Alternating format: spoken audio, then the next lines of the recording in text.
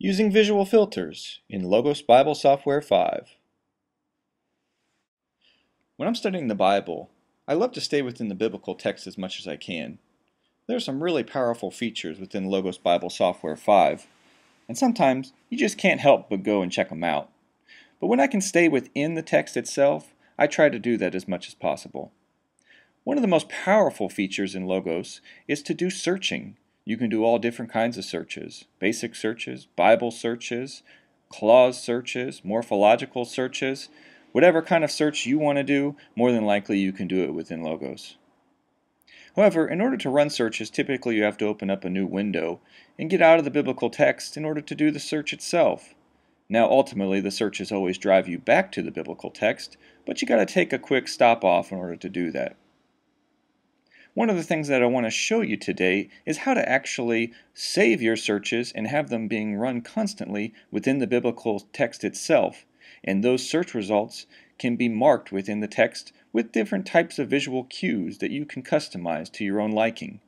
The particular type of search capability that I'm talking about right now is referred to as a visual filter. So today we're going to look within the biblical text, and we're going to be in the Gospel of Luke in particular.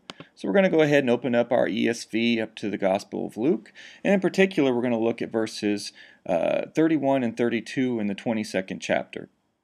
In these particular verses, we're going to focus in on the pronoun of you.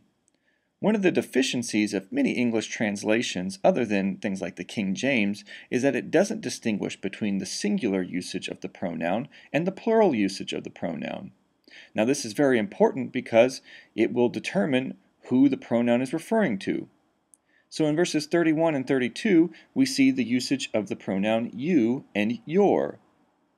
Now unfortunately, if we were just reading the English, we wouldn't be able to determine which one is singular and which one is plural.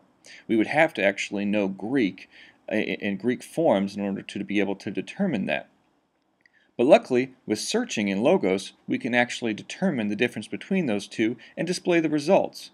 However, with typical searching, those results are only visible when you run a particular search and only when you have that search window open.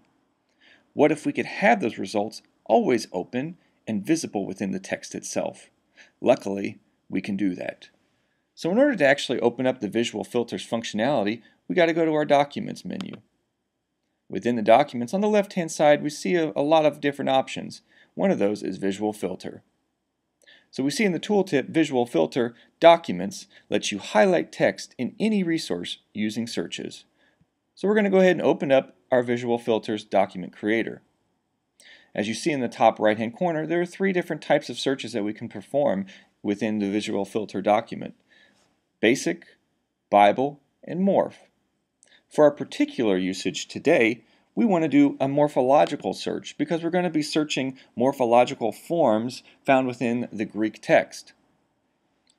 So in order to do that, right now we have selected Anderson Forbes Aramaic Morphology. That's not going to help us because the New Testament wasn't written in Aramaic. So we're going to go ahead and select that and then select Logos Greek Morphology because we want to know what the Greek says. So just like you would be doing a normal morphological search, we have to start with the @ sign.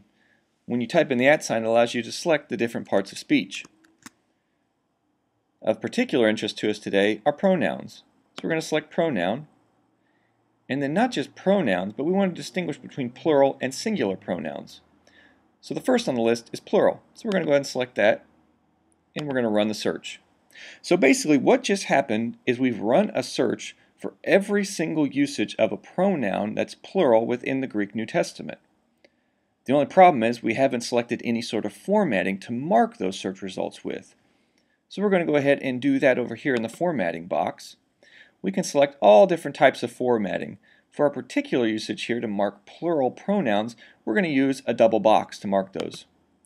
As soon as we select double box, if we look over into our ESV, which has been marked using our reverse interlinear with the Greek behind it, the plural pronouns will all of a sudden be marked with a double box. Very cool. So we don't just want to mark our plural pronouns, we also want to mark our singular pronouns. So we're going to replicate that search with the @ sign, select pronoun, and now we're going to select singular. And then we're going to run that search. So now we're going to select another type of formatting. For this, we're going to actually select a singular box for a singular pronoun. As soon as we select that formatting option in our visual search document, give it a few seconds, and there you go. On the left-hand side, we can see that all of our singular pronouns are now marked with a single box. So now we can quickly read the biblical text and be able to determine between the plural usages of the pronoun you and the singular usages of the pronoun you. When I was in seminary in Dallas, we used to say if only they would make a Texas translation. Then we would read this verse in 31, Simon, Simon, behold, Satan demanded to have y'all, that he might sift y'all like wheat. But I have prayed for you, that your faith may not fail, and when you have turned again, strengthen your brothers. So we can see there's a difference between the usage of you in these two verses. In verse 31, the you is plural, so it's not referring to Simon himself, but the church. In verse 32, the you is singular. In this place, it's actually referring to Simon himself. So that's a very powerful distinction that we can do by just adding a simple visual filter to our text. Now, one of the really cool parts about this is that any text that is morphologically tagged with a reverse interlinear or an original Greek text will also share these same visual filters. So if we were to open up something like the NIV,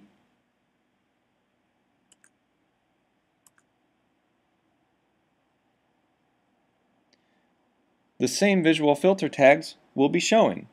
Very cool. So any text we're using, we can determine those. And you can add all different types of visual filters to your biblical text in order to draw all types of different conclusions. Now something we want to do finally is to actually name our visual filter so that way we can retrieve it if we ever need it.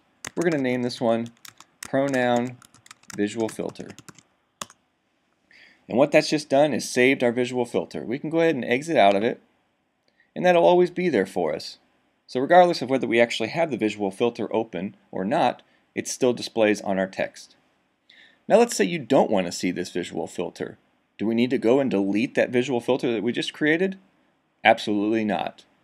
What we can do is actually select our visual filters option up here on the taskbar. By clicking the visual filters option, we have a slew of options available, but one of the things that we have available is to see our own customized visual filters.